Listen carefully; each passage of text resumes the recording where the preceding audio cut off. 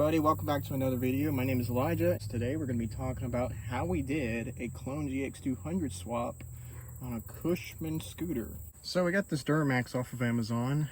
Not too sure what the price was, but we got it for one thing, and that's because it has an electric start on it. But if we come down here, we have this tubing, square tubing that is made. And then this is like a spacer plate that you would see like on a Coleman CT200U for a torque converter kit. And the engine bolts to that. This is welded to the tubing. And then the tubing is welded to the chassis. You can see a little bit better over here. It's all welded to that tubing. And then that tubing is also welded to the chassis. Comet clone torque converter, standard belt, standard springs both in the driven and driver pulley. The jack shaft goes all the way across and then into the stock configuration that this bike came with it being on the right side of the bike instead of on the left. And we had a plate that was mounted and welded onto that square tubing, and then it's got a pillow block on the other side to support the jack shaft. So that thing is actually nice and rigid.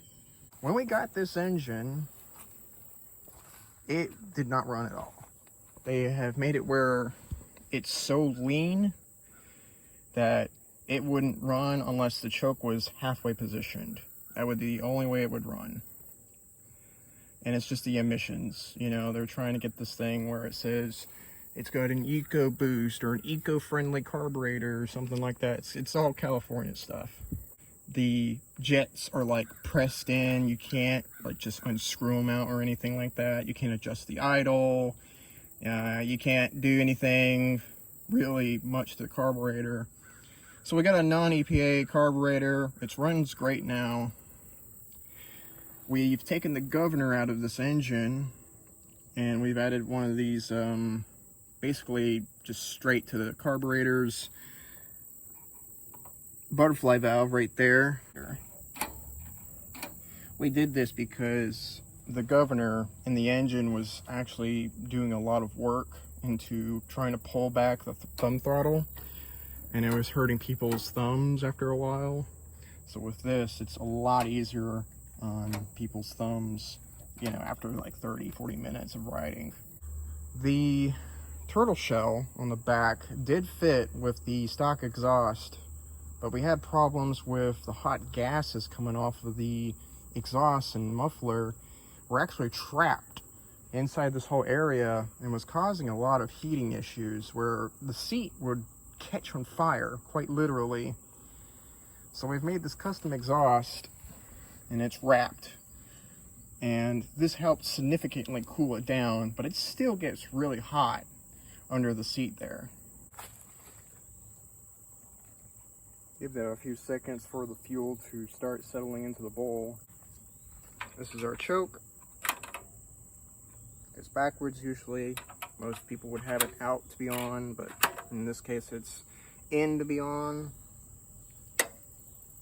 Ignition is on and hot.